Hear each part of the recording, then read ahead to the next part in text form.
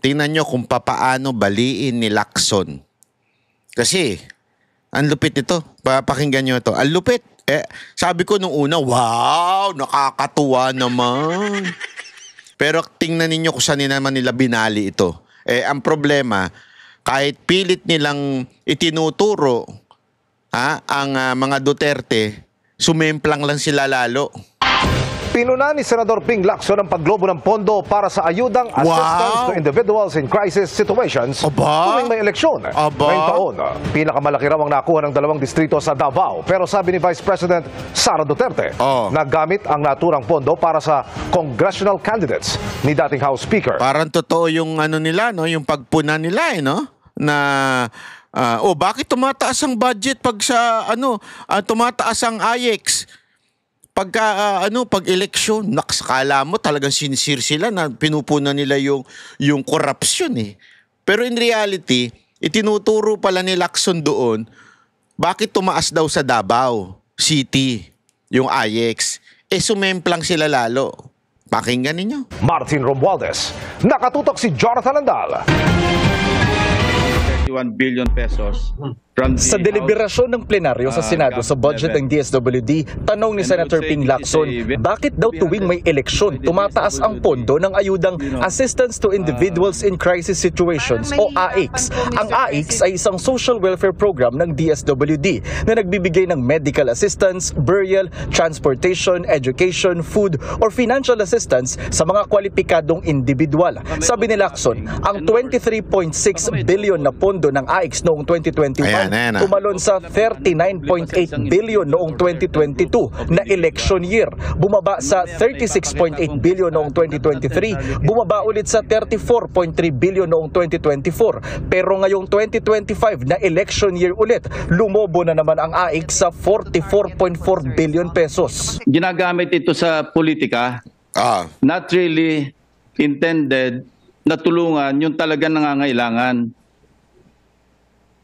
So hindi ito driven ng needs, kundi driven ng politics. Baka maraming So, para sinasabi na yung AIEX, bakit ginawa yan? Kasi para tumaas yung yung para sa mga politiko. Tapos bilang kabig siya dun sa, saan ba pinakamataas na umangat ng AIEX? Davao City eh.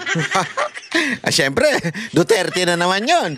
leaders na nagre-request pag election year, di ko alam, no? Baka ganon ang nangyayari. That's exactly my point, Mr. President. Ayon kay Lacson, ngayong 2025, ang pinakamalaking nakakuha ng pondo ng AICS ay ang Davao City, 1st at 2nd District, habang ang may pinakamaliit na AICS funds ay sa Sulu, 1st at 2nd District. Ang tanong ko, anong crisis meron sa Davao City na wala sa Sulu? Sige, idiin mo, Lacson. Baguhin mo issue. Ha? Bakit? Yung bata mo si Sandro nadali ngayon baguhin mo. Let's be clear, the crisis referred to in AICS are personal crisis. When we speak of these areas, I would say, Mr. President, all over the country, there are families in crisis, personal crisis. Ang kapatid ni Vice President Sara Duterte na si Representative Paulo Duterte ang nanalo noong eleksyon 2025 sa Davao City 1st District, habang ang pamangkin niyang si Representative Omar Duterte ang nanalo sa 2nd District. Pero sabi ng Vice Presidente, nagamit daw talaga ang AICS para pondohan umano ang mga congressional candidate ni dating House Speaker. Sinakyan ka ngayon. Alam mo kung bakit? Lahat kami alam na namin yan. Matagal na sinasabi sa amin ng mga Duterte yan na bumabaha ng pera dyan sa Davao City para kalabanin ang mga Duterte. Through sila Migs Nograles, yung babae at saka yung lalaki. Lalaki. Sige. Hindi ako sigurado kasi kung lalaki yun Napaisip ako dun. Shit. Totoo naman Noon pa sinasabi na ng mga Duterte yan, bumabaha ng pera dito sa Davao City. Alam ko, nabanggit pa to ni Basti nun sa amin na bumabaha talaga ng pera para matalo sila, mawala ng stronghold ang mga Duterte sa Davao. Kaya winawasak nila binabasag nila mga Duterte sa Davao Ang akala nila, yung mga taga Davao, madadaan mo sa pera-pera. Diyan sila nagkakamali eh. Diyan sila nagkakamali na ang Davaoenyo madadaan sa pera-pera. Hindi po madadaan sa pera-pera ang mga Davaoenyo. Ang mga Davaoenyo po, meron ng kasaysayan yan na dati talaga silang hindi maayos at Duterte ang nag-ayos. At ngayon, sobrang saya pa rin nila sa pamamahala ng mga anak ni Pangulong Duterte.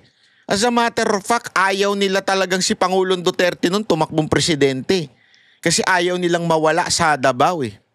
Ganon ang mga taga Davao. Hindi nila nadaan sa pera eh. Martin Romualdez. Dito makikita natin na ginamit ang AIX para sa politika. Ginamit nila ang AIX to fund